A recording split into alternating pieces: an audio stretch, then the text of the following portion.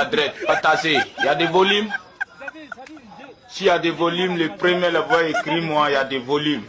Salut à vous, compagnons de lutte. La Côte d'Ivoire, le pays d'hospitalité, le pays de paix, le pays de générosité. La compassion de son pays, la Côte d'Ivoire a offert récemment 80 tonnes de vivres aux réfugiés burkinabés et maliens. Pour en parler, Kader Sogodogo de RTI Bouaké.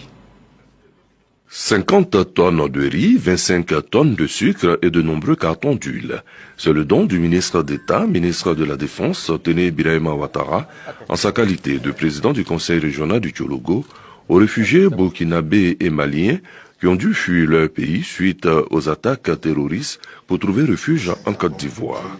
Ce don leur est destiné à beaucoup d'estime pour le peuple burkinabé, parce que nous avions été les premiers à recevoir les réfugiés burkinabés.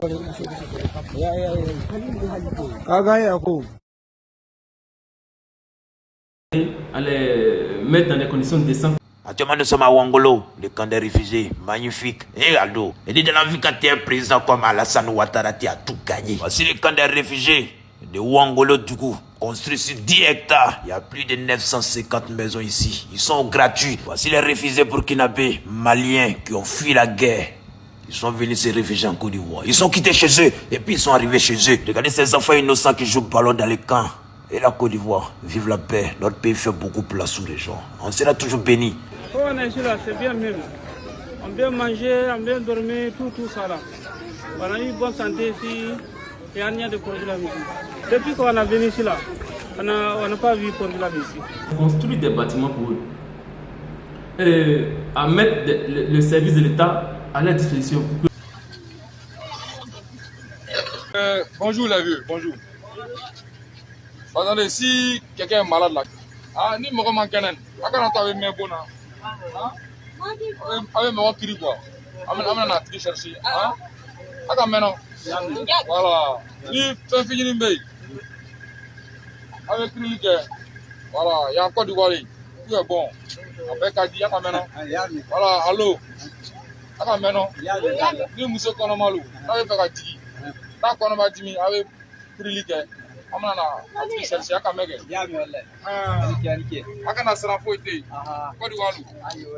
est allé à Timala.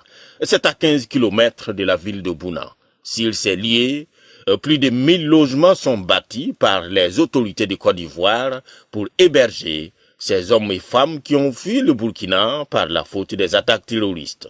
Une occasion saisie par les deux responsables d'organisation pour exprimer leur gratitude aux premières autorités de Côte d'Ivoire. Ces populations-là vraiment qui sont dans une période où vraiment le soutien, que ce soit le soutien moral, que ce soit le soutien matériel, le soutien financier est très important. Donc nous sommes ici à Bouna, c'est pour apporter un peu de réconfort à nos parents vivant ici, leur faire comprendre que nous sommes ensemble. C'est des situations aujourd'hui auxquelles ils font face et que nous sommes vraiment sensibles à cette situation-là. Donc c'est ce qui nous amène aujourd'hui dans ce camp de réfugiés burkinabés vivant ici dans la région du Bonkani. C'est de dire merci d'abord aux autorités ivoiriennes, à travers le chef de l'État, le Premier ministre et tout le gouvernement ivoirien.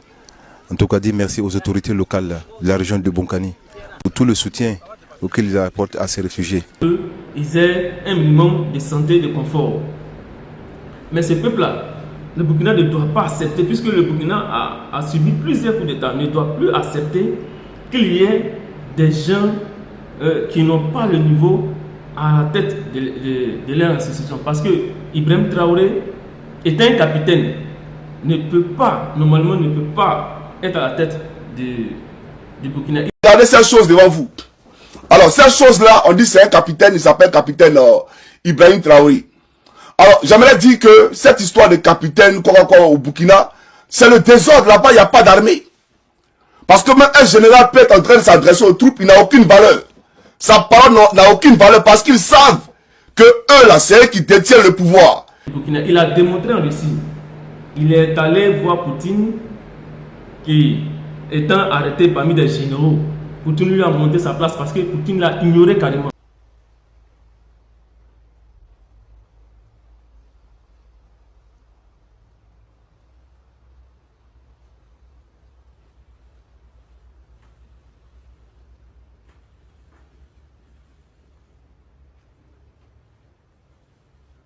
problèmes que nous traversons là, ce n'est pas des étrangers qui créent le problème au Burkina. C'est plus des Burkinabés entre eux-mêmes qui créent le problème. Volume han bébé, bi bouleusumati volume bébé. Voilà, merci beaucoup, bonne arrivée, faut partager. S'il y a des volumes là, faut m'aider. Vive bouleusum quoi. Il a honni le Burkina, honni l'Afrique. Ils sont tous allés demander du blé à Poutine. Pendant que lui, il a aidé le peuple palestinien.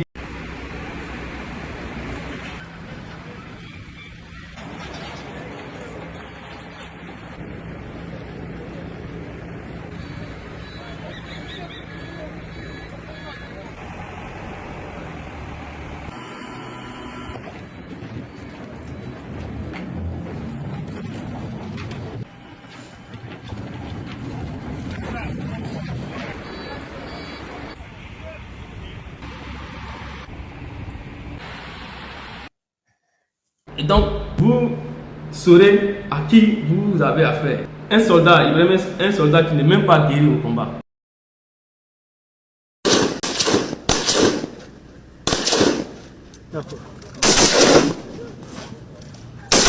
Et s'appuie sur des rumeurs. Selon les rumeurs, dans la capitale Ouagadougou, des militaires avec des mercenaires étrangers ont tenté de s'en prendre au régime de la transition dirigé par le capitaine Traoré. Il faut noter que Ouagadougou vit en ébullition depuis un certain moment. Mais pouvoir accuser un pouvoir, ce qui démontre son incapacité à gérer le pays. Tout le monde est demandé à Sitaray, à la place de Touaboro. Alors comment je vais vous expliquer? Il y a un certain Bamori Ouattara, qui est le neveu direct, qui est l'un des frères directs, un neveu direct de Alassane Ouattara, qui a eu de l'argent d'Alassane Ouattara pour venir déstabiliser ce pouvoir-là, avec la complicité de certains militaires. On a les informations sûres. Ce monsieur Bamori Ouattara habite à Padoua, à Ouagadougou. Il faut rapidement que les leaders partent encercler sa maison. Et qu'on essaie, si les militaires sont à côté, il faut encercler sa maison rapidement. C'est une taupe qui est au Burkina pour déstabiliser le pays. Plusieurs heures après ce qui a été appelé ou désigné comme étant encore ou qualifié comme étant ce qui aurait été une tentative de coup d'État contre Ibrahima Traoré, jusqu'à présent, nous n'avons aucune information crédible au sujet des auteurs ni du mode opératoire. Quand je dis aucune, c'est aucune information officielle. Ce qui, malheureusement, ne peut que reléguer cette situation ou cet événement dans l'ordre des rumeurs. Les ennemis du peuple sont en train de comploter à Ouagadougou. Au niveau de l'état-major, nous demandons à tout le monde, tout le peuple engagé pour la patrie, de sortir pour prendre tout le Burkina Faso. Des rumeurs, bien évidemment, entretenues de longue date par une galaxie, la galaxie des Soroïstes. Ce que vous avez à faire, parce que nous sommes fatigués, nous n'allons plus accepter encore d'avoir des coups d'État dans des pays où le peuple a choisi leur leader. Alassane Draman Ouattara veut coûte que coûte, vaille que vaille, détruire le Burkina, détruire le Mali, détruire le Niger. Mais nous n'allons pas accepter cela. Je demande à la jeunesse du Burkina de sortir dans les rues, de prendre toutes les rues du Burkina de Ouaga, d'aller sécuriser les alentours d'Ibrahim Traoré. C'est au Burkinabé de se réveiller. Parce que en écoutant les conseils des Soroïstes qui eux-mêmes ouvrent la gueule disant qu'on ne veut plus de coup d'État, mais vous avez connu plusieurs coups d'État.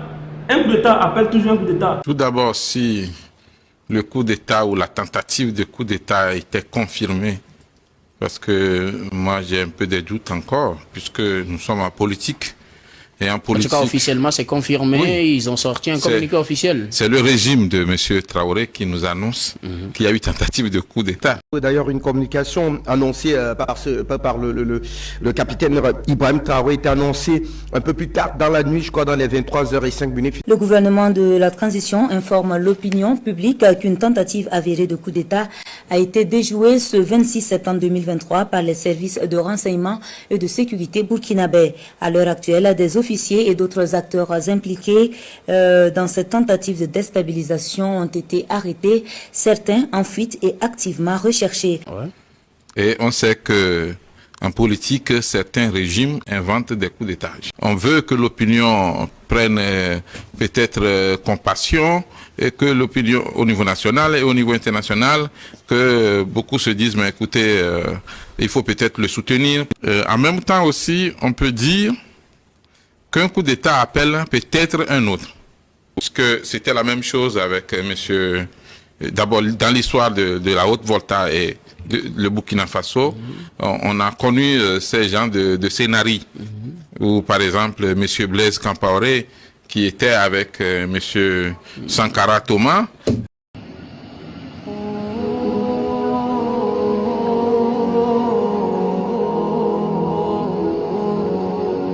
Par la suite, va lui faire un coup d'État et prendre sa place.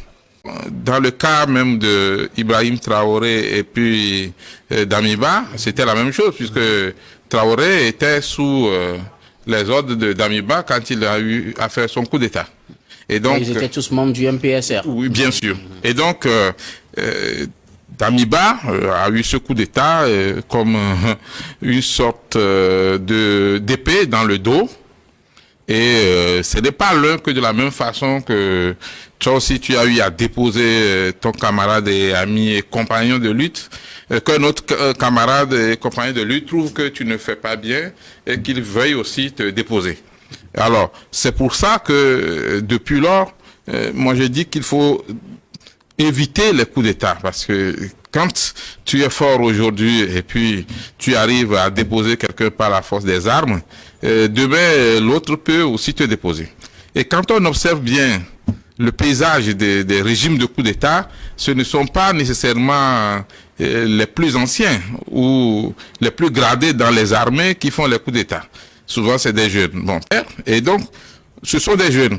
Est-ce que ces jeunes-là ont nécessairement la bénédiction pleine des grands, des anciens, des officiers supérieurs, de l'ensemble des officiers supérieurs? Non. Mais quand vous êtes dans l'armée, quand il y a un coup d'État, vous avez le choix de suivre le coup d'État, le mouvement, ou de vous révolter et d'être peut-être jeté en prison, pourquoi pas peut-être éliminé ou neutralisé. Puisque quand il y a un régime de coup d'État, on se méfie de tout le monde, y compris même de la presse, y compris de la société civile, des opposants et de tous ceux qui peuvent peut-être dire autre chose que ce que le régime veut. Et donc, quand on a eu l'annonce, la surprise était la descente dans la rue de certains citoyens pour dire « nous soutenons IB ». Qu'on appelle ça, Traoré, Ibrahim Traoré. Alors, si il y a eu vraiment une tentative de coup d'État, on va déplorer cela parce que cela ne fait pas avancer le pays, puisque les institutions dans un régime de coup d'État sont à genoux. Alors, 3 coups d'État en moins de 3 ans, je ne pense pas que cela puisse donner confiance aux investisseurs économiques, aux étrangers, pour pouvoir dire, mais écoutez, nous sommes dans un pays stable. On va avoir peur de vous et les banques n'auront pas le courage de prêter de l'argent à des jeunes. Or, le Burkina Faso est réputé pour la flexibilité dans effectivement le prêt bancaire. Si vous êtes un jeune entrepreneur, vous n'avez pas tellement de problèmes comme au Togo, par exemple, ou dans d'autres pays pour avoir accès à un prêt auprès d'une banque.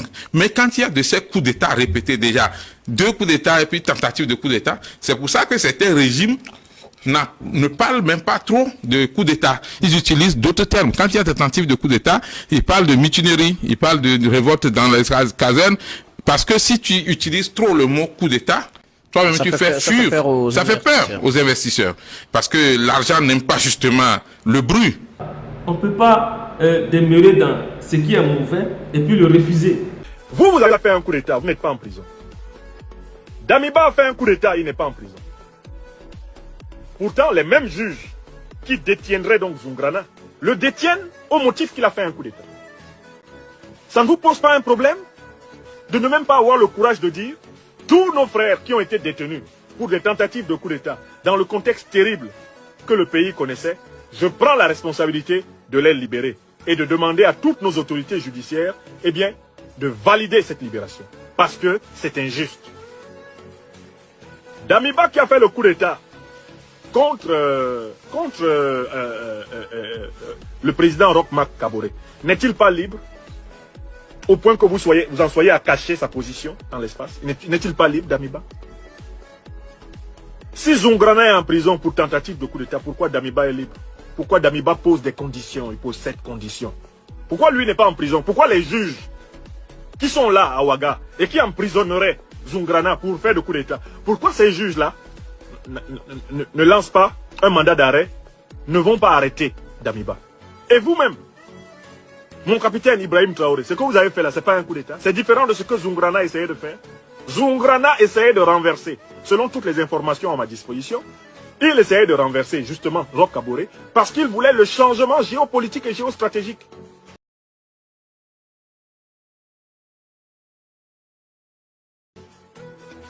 Et là, on vous demande, qu'est-ce que vous en avez fait? Vous dites qu'il est à la disposition de la justice. Écoutez, si vous êtes tant légaliste que cela, vous ne devez pas faire de coup d'État. Parce que l'hyperlégalisme, déjà, vous condamne. Vous êtes passible au moins des mêmes peines que Zungrana pour ce que vous avez fait. Si le peuple burkinabé accepte qu'il y ait des coups d'État et puis soutient, donc dites-vous que si Damiba a fait coup d'État et en même temps Ibrahim a fait coup d'État sur lui, il y aura d'autres coups d'État. Un coup d'État appelle des coups d'État. Si vous voyez que la Côte d'Ivoire refuse les coups d'État parce que ça fait reculer le pays, cet Ibrahim, on lui pose simplement une question. Est-ce que la Côte d'Ivoire qui vous a aidé en armement, la réponse est difficile parce qu'il est en train de se mettre dans la posture des Maliens. De l'argent de la Côte d'Ivoire. De quoi? De l'argent ou du matériel de la Côte d'Ivoire, de façon transparente. Alors, du matériel, oui. Il était question de faire une opération à nos frontières communes. On n'avait pas assez d'armes pour équiper notamment toutes les unités qui étaient là-bas. Parce que nous, on avait des commandes, mais on avait des soucis. C'est en ce moment, je pense que donc, les autorités ivoiriennes ont décidé de nous venir donc, en appui. Et ça, c'est regrettable. Raison pour laquelle en Afrique, on n'arrive pas à s'aider. Parce que les gens sont en train de se dévier de la voie du panafricanisme. Un panafricanisme, c'est quoi? C'est l'unité d'abord et l'entraide. Les Africains confondent beaucoup de choses. Lorsque nous avons parlé de panafricanisme, les pères du panafricanisme, c'était Kwame Nkrumah, Sékou Touré, c'était Mandela, etc. Mais les pères du panafricanisme, là, sur quoi se fondaient-ils? D'abord, Kwame Nkrumah a parlé de l'union des Africains. C'était la chose la plus importante. Au point que Kwame Nkrumah prenait le budget du Ghana pour financer Mugabe, pour financer, comment on appelle, Sékou Touré. Parce que Sékou Touré avait pris l'indépendance, la France l'avait abandonné. Il utilisait même le budget pour ça, à tel enseigne qu'il a eu des problèmes économiques. La première chose qu'il disait, c'était l'union des Africains. Or, aujourd'hui, les Africains sont les plus désunis. Voilà pourquoi on ne peut pas aider un autre pays africain, parce qu'il n'y a pas de reconnaissance.